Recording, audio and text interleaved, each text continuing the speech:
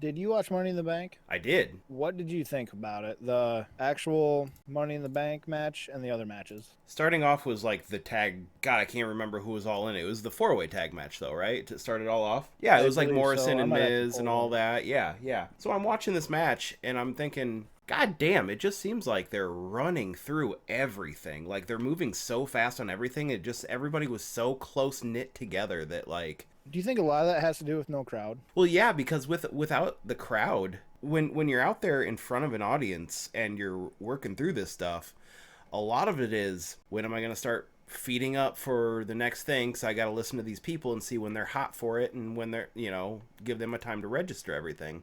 A lot of that timing relies on the fans and when you're going to start going to town. The match was good. I'm not complaining that the match was bad by any means and that they all worked their asses off. That was just what I caught out of that. A lot of the matches really didn't stand out to me either. For the most part, I think they were all good. Honestly, yeah, the Money in the Bank match itself was awesome. I love the fact that they combined the two Money in the Bank matches and had it just be one big go. And I love that it was like a race to the top, to the top of the building. I thought that was very cool, very unique, and it made it stand out. I love the little guest appearances they had. Brother Love coming out of the pisser, like zipping himself Yeah, up. I love you. Doink behind the chair. Doink was in there? Because Otis, it was a corner of a room, and they had like a mock ring set up. Daniel Bryan was in there. It was Otis, Daniel Bryan, somebody else, and Otis is in the corner and going like, yes, yes, yes, and then like they go out of frame, like pans over to this chair, and Doink pokes his head up, and I don't know if he laughed or said something, but then he went back down, and then they went into Vince McMahon's office after that. Oh, yeah, I do remember them going into this office. I thought that was funny. Like, they just stop and then, like, nothing is said whatsoever. Have you read about Vince McMahon's, like, big no-nos? Not pushing your chair in when you get up from his office. I guess not pushing the chair in is a huge, like, basically you're fucked. Yeah. And I think that's why AJ Styles ran back, or Daniel Bryan, I can't remember which one, but they ran back in and pushed both the chairs in. I thought that was kind of funny. I didn't know that was kind of like a little Easter egg or a little poke fun or something. Yeah, it was pretty Overall, cool. the match, I'm glad Otis won. I mean, I don't see him ever getting the belt put on him. It's a nice little change of, okay, this guy is going to be the next big star, the next big heel or something. It's a nice little change of pace, especially with Asuka winning it and being like, okay, well, she's obviously going to win they're obviously going to give her a push. The push was on Raw. Did you see that? I think the push is in 9 months. I thought that was pretty cool though. It was cool. Asuka overacting like the entire thing after getting the belt. I'm like, a little She much. didn't know the belt was in there. She had no clue. She thought it was the contract. At least that's what I read. Right, yeah. She didn't know about the belt being in there, and she didn't know, not that she cares, but about Becky Lynch being pregnant. Because there was a code or a 3-digit lock on the briefcase. There was a little questioning on why it was on the women's and not the men's, because Okay. that thing gets used as a hammer about 90% of the time anyways. I don't know what they're doing with Rey Mysterio. Probably just giving him one last run and so he can have surgery on his left knee for the 19th time. You ever see those like don't try this at home videos? Yeah. And he's like, I have had surgery in my left knee 5 times. Jesus Christ. There is rumor that Sting is signing with AEW. Now, I thought he was under a Legends contract with WWE. He has the option to re-sign or be done. I haven't seen anything of that, but I also haven't read any of the dirt sheets or anything like that. Here's my problem with it. AEW should be about building new stars and not riding the backs of old stars. Here's also my other thing. Sting showing up on a Monday night or whatever night their show is on. Obviously not going to wrestle because him wrestling anybody on TV outside of The Undertaker in an I'm old as fuck match, Right. I don't think anybody wants to see. But him showing up on a live event and being like an enforcer for a night or something like that, I can handle, but I don't want a every single week type Sting.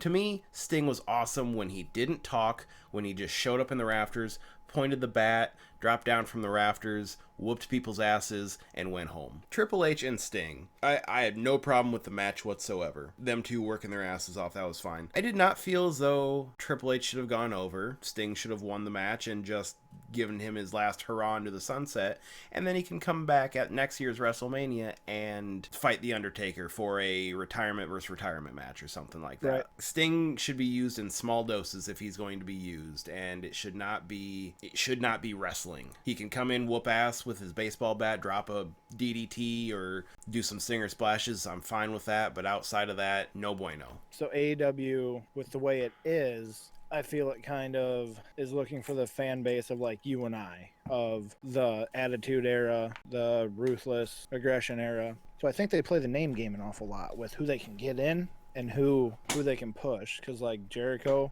I like Chris Jericho. He was their first champion, and now isn't it Moxley? I do feel like they're playing the name game though. Like they're trying to bring in what stars they can bring in, but it's like a guy like Luke Harper. I feel like is a good acquirement because he is somebody that they can make their own guy. But like a guy like Matt Hardy, people know who he is, and you're going to use his gimmick to push your product. Just make new stars, because that's how you are going to continue pushing your company. You know, they have a ton of guys too that are going to be stars eventually. That MJF, I think he's going to be going somewhere. Yeah, no, he has a good gimmick. He can talk. I don't think anybody in AEW can't work. It's just a matter of the rest of the package. I got Ultimate Alliance.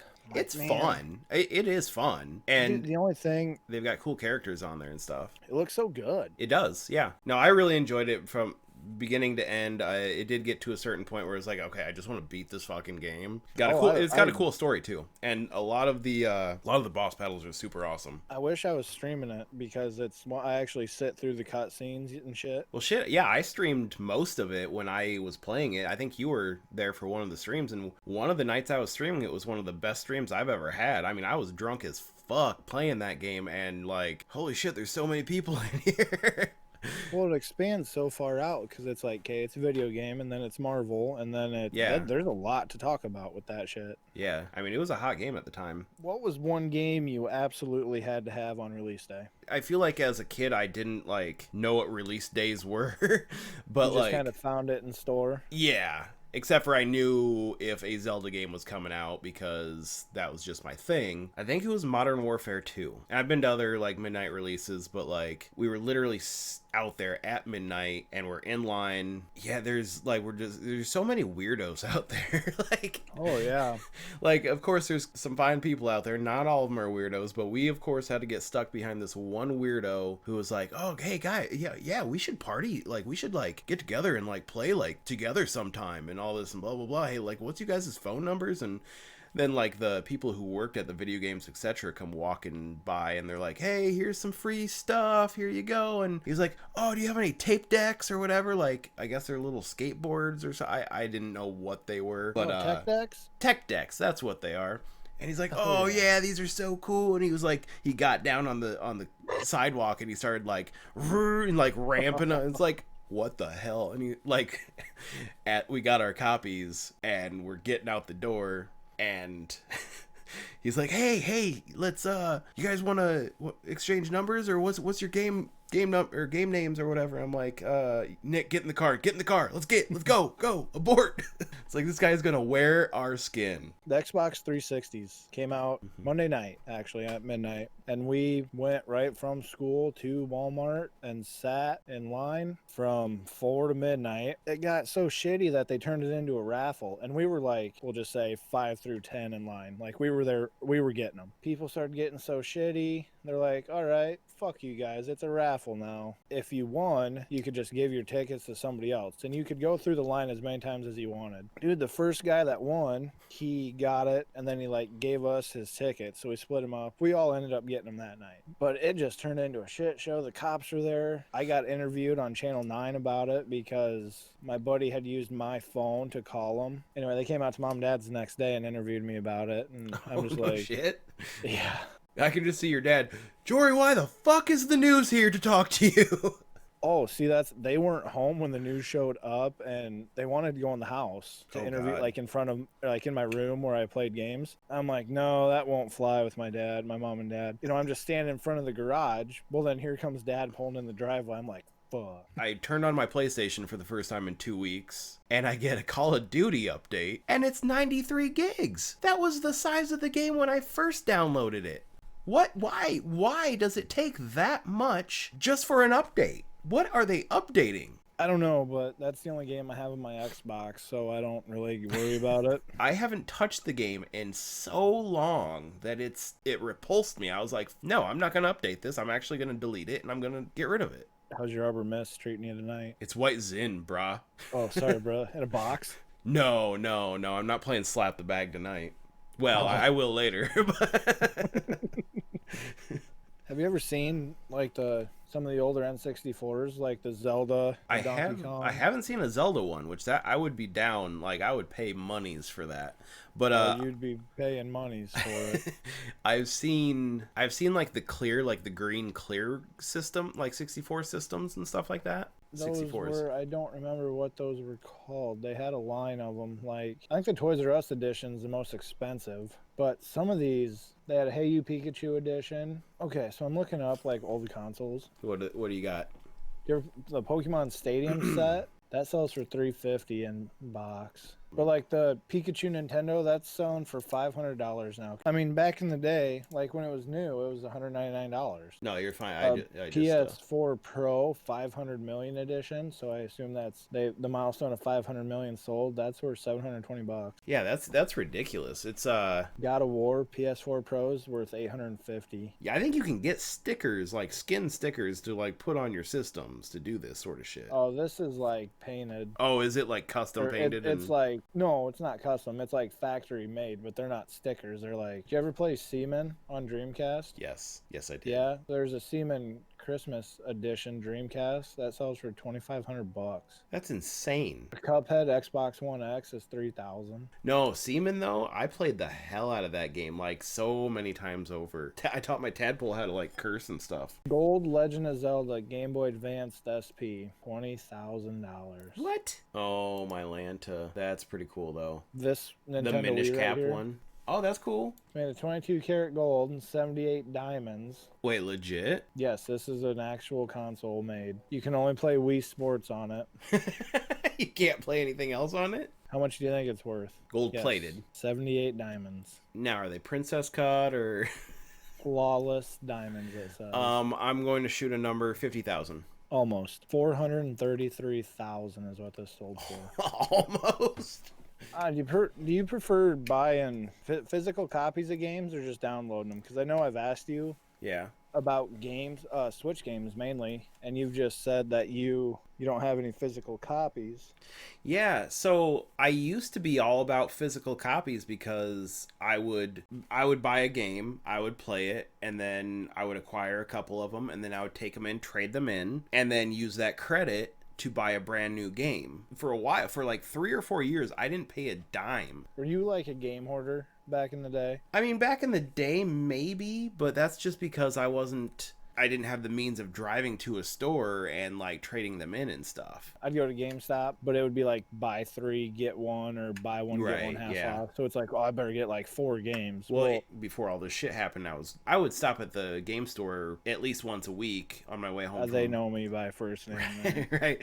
And I would just check out the deals, and every now and then when they did have the buy 3 get 1 free or buy 2 get 1 free, whatever, I would do that just to get like quantity up, and then if I didn't like it, whatever, I paid $5 for it. You know, PlayStation, I had like probably 13, maybe 15 games, I don't know. And then Nintendo 64, I had maybe 10 games. All that mattered was fucking Revenge and GoldenEye. Hell yeah. But like PlayStation 2, it was, you know, it'd be like buy 3 get 1 free. Well, it's like, okay, well, I don't even know what these games are. And I think at one point I had like over 100 games. Once I got an Xbox and got Halo, like you just had Halo because you could play it online. Grand Theft Auto San Andreas and Halo. Midnight Club Dub Edition. edition. If I could get my hands on Midnight Club Dub Edition right now, I would just be vroom vrooming all around. What were the 5 most important video games to you throughout your youth teen years? Okay, so mine was Zelda Ocarina of Time, Resident Evil, Final Fantasy X, WWF No Mercy, and Mario 64. Mine, they're not in any order. Yeah, no, they don't have to be in order. I'm just thinking, like, for some fucking reason, WCW Nitro, I'm actually going to tie that with the Attitude and Warzone games.